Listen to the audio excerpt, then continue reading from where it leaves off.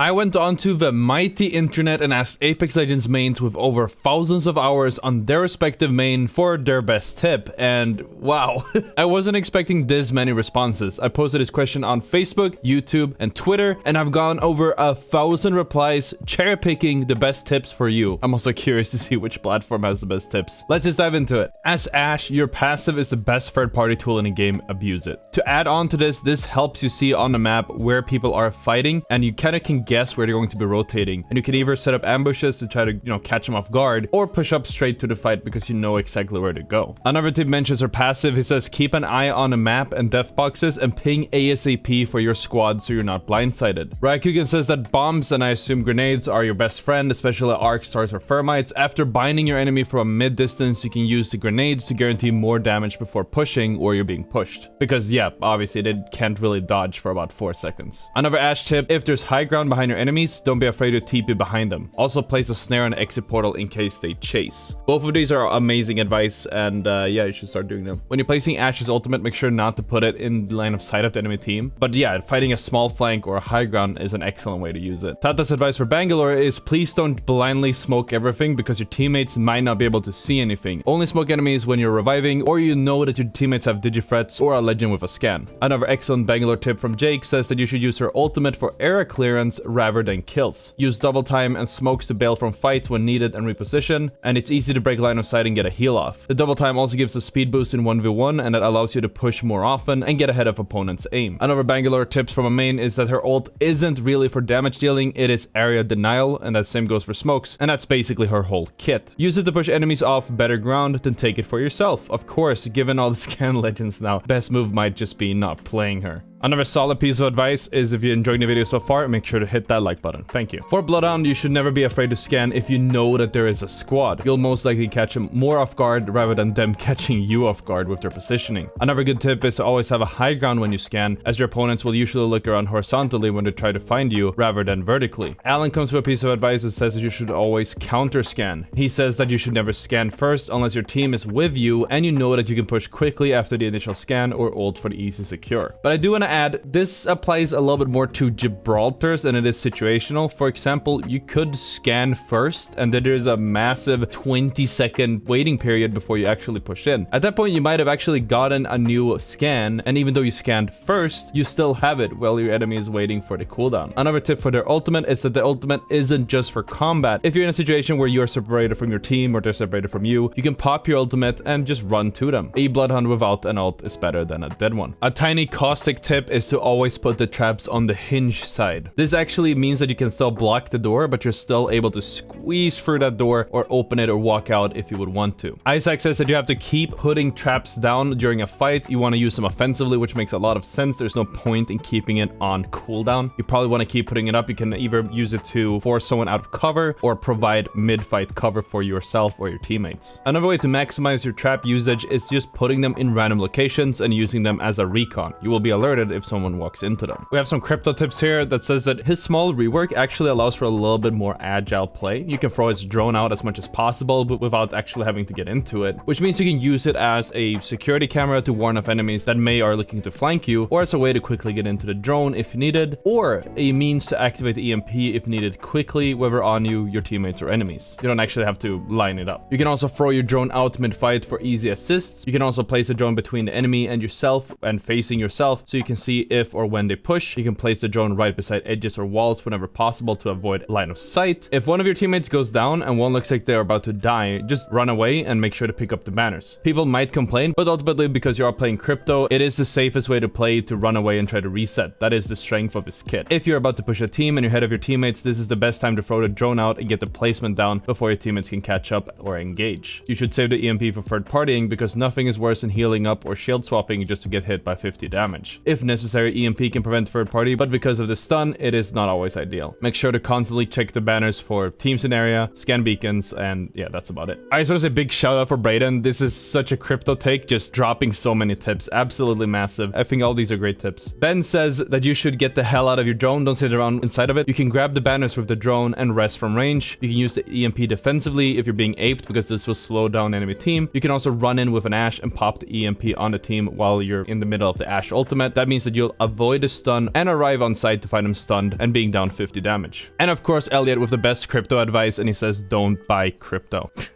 Especially Bitcoin.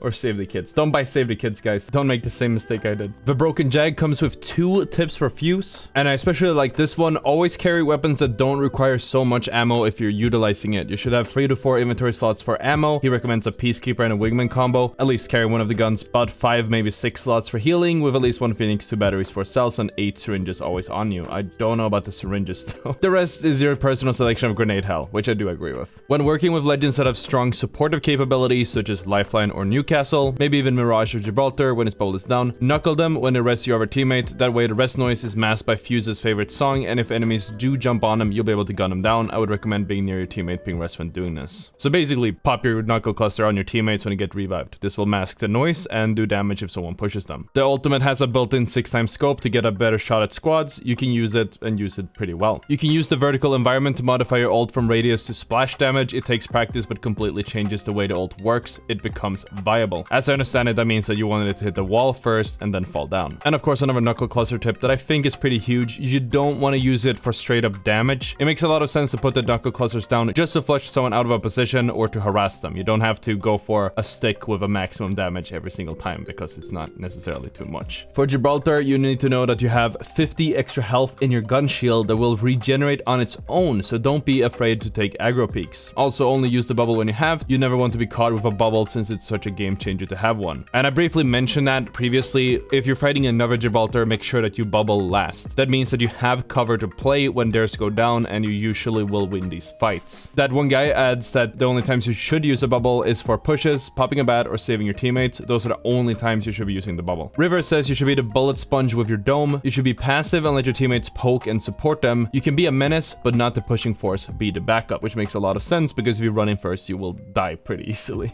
Shane has a slightly different piece of advice for Gibraltar, but it makes sense. Just hear us out. He says that you can single someone out and force their 1v1. As a Gibraltar, you should be winning your 1v1s because he has more health than any other legend, which is true. I think the effective health is almost 300, if not 300 health. But obviously, this doesn't mean that you should run in first. It doesn't mean you should play aggressive. But if you are in a team fight and it's a lot of chaos, try to find one person that you can duel and kill on your own. Moving on, we have Horizon tips. Nova says you should Horizon ult on someone's door if they're holding it because it breaks the door, and that's the best use of the ult at the moment. Vindict BG says that you should use your Q to block doors while reviving. You can also use it offensively to lift enemies that are hiding somewhere or block their path so you can engage from the other side. As Nova mentioned, you can also break the doors with the ultimate or use it next to a door so it will pull people into a corner. Rose adds that you should start using a battery before you jump into a gravity lift, not in the middle of the gravity lift. This gives you about half a second to a whole second of time saved. And Owen comes with a very good point. If you are playing Horizon, try not to be selfish with your gravity lift. You want to use it for your teammates who might not have good vertical mobility and play as a team. One Horizon solo lifting up is not really that much of a threat, but a full team going up together, that will destroy anyone who's caught off guard for sure. Moving on to Lifeline. When you are resting your teammates as a Lifeline, stick to them and don't just run off. This makes a lot of sense because when you go for a revive, the chances of the enemy team pushing are very high. Just literally stand by your teammate and hold the angle that they're gonna come from, and you're gonna get an easy trade or even kill. Also, instinctively drop your dock drone every fight. According to Mighty Shrimp, another way to use your drone is to use it selfishly. Your teammates will be carrying heals 90% of the time, so drop it if you're taking a 1v1 or in fights in general because it can be a lifesaver. You can drop it behind cover when you take damage, that way you'll always be healing. Tweaky says that Lifeline's ultimate can be an amazing fight turner if it is a slower mid-range fight, so you can drop it early in a fight and play around the makeshift cover and body swap and use the body swap that it will provide once it drops. To add on to that, you can also use this ultimate to build like a little bit of a base or block off doors and pathways. For Loba, you want to always destroy your black market after your team has used it, otherwise it's going to let the enemies use it as well. As a Loba, you can use the Octane's jump pad and look straight up to double jump for more height, and then use your tactical wherever you want to go for about 80 or even 100 meters of a teleport, depending on elevation, of course. Justin says that you should always stay in front of an allied Loba. If you stay behind them, you're gonna get distracted and die.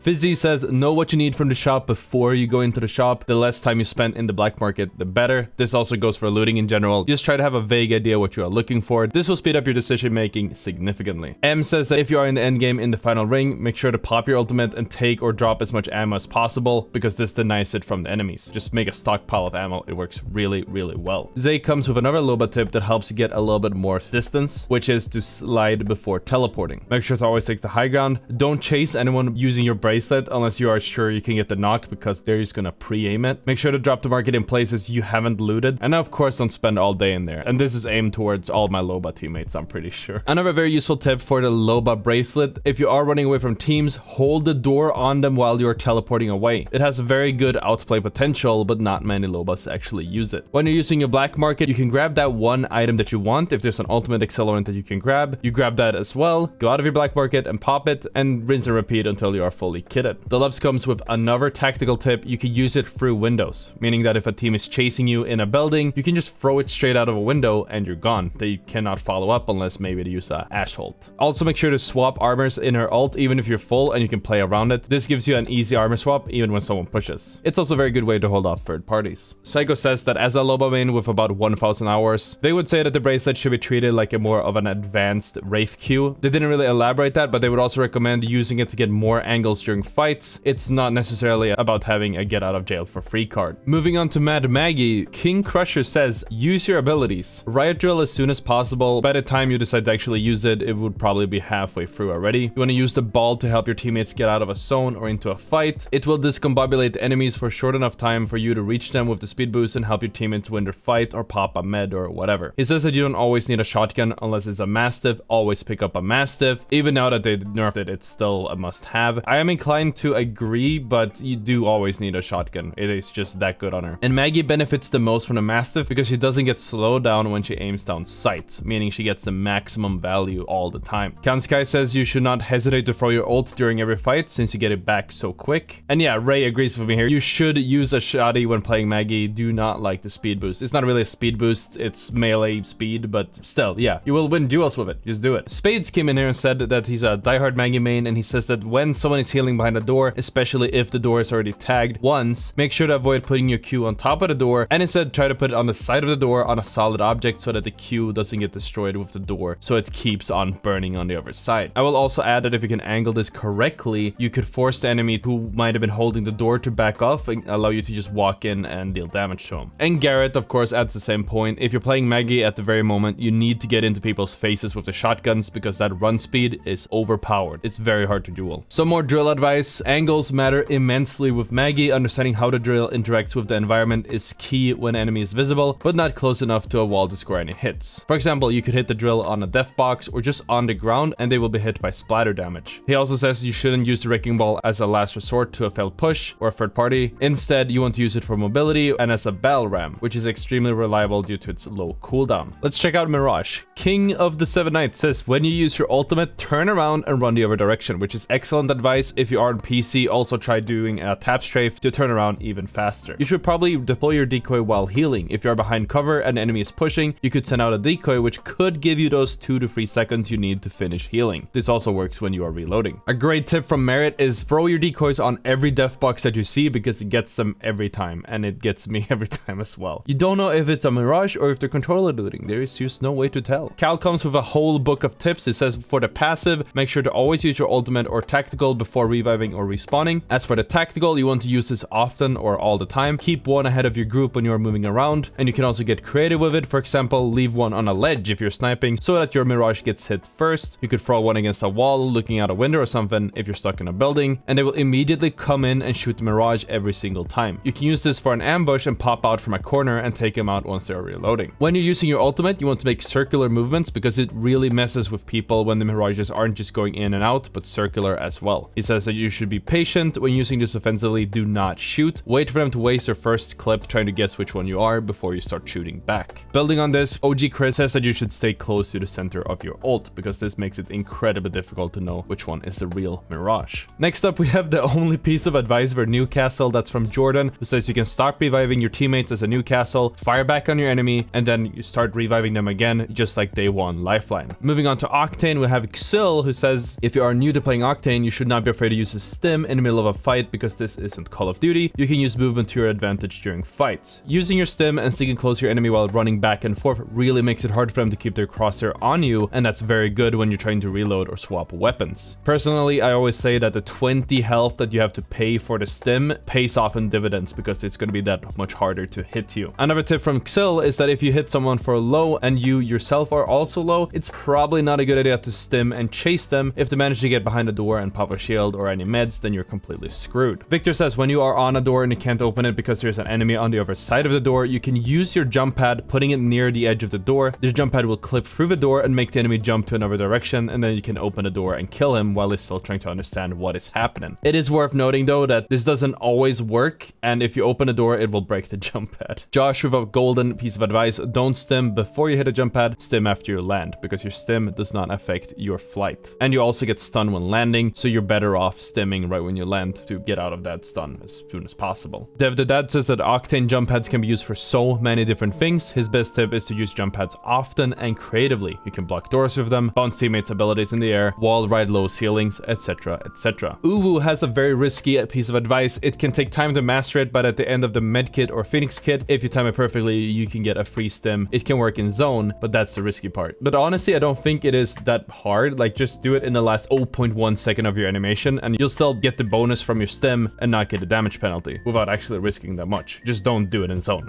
I've died to it like twice. I've learned my lesson. We have a lot of good tips for Pathfinder. Maliki says that when you play Pathfinder, you should look directly down and press grapple and jump at the same time to do sort of an extra long jump twice as high as normal. It's very useful to get up ledges without climbing or jumping over your opponents, especially on console, apparently. If you are running away as a Pathfinder, you can always place your zipline in one direction and then run the complete opposite direction to confuse your enemies. Andrew says that you always want to keep on moving, reposition constantly and in all 3 dimensions, and you always want to look for the next spot. This makes a lot of sense because Pathfinder has a massive hitbox and you don't want to get focused by one or the whole enemy team. Make sure to hit the survey beacons for extra information and also for your cooldown reduction. And smaller grapples that give you advantageous positioning are way more effective than those big 20 to 30 second max range 200 meter grapples. Brenton builds on this and says you don't always have to super grapple with Pathfinder. Sometimes it'll actually get you killed as you're flying in the air as an open target, or you're just grappling into another squad accidentally. Be aware of where you are grappling to. Don't just hook a grapple and sling yourself across the map without knowing first if it's safe to grapple that way. Brad sort of elaborates on what I was saying with the hitbox. You are an easy target. In a team fight, you want to lurk in the background until you catch an enemy slipping up, then you can grapple on them for an easy kill. And if you are not sure how to maximize your cooldown, Drew says that you want to crouch when mid grapple to cancel it. Once you reach a destination, instead of finishing the full grapple motion, you want to crouch to stop, which cuts many seconds off of your cooldown. And the dinosaur says look up the Pathfinder guide on YouTube, especially from Ottr. By the way, if you haven't subscribed already, you really should. When in fights, see how you can use your movement and movement text to gain or push for an advantage. Moving on with Rampart, Ducky says you should learn to abuse corners, and the wall placement on choke points isn't just for camping, it's for quick holds between zones. So you want to learn to quickly set up around corners and then abuse your control of those specific angles. Delmar says you need to know when to use Sheila. If you are very close range, the spin time and the move speed will get you killed unless you're standing at a door and aren't expecting you. Mid-range is the best for this, and long range can be surprisingly effective. And I actually want to add that if you are taking a duel while using Sheila, you want to rev up Sheila ahead of time. Normally what I do is I run in, wall hop, and then start revving it up when I am mid-air. This allows me to have it ready to go when I land on the ground and can usually catch the enemy off guard. They will panic.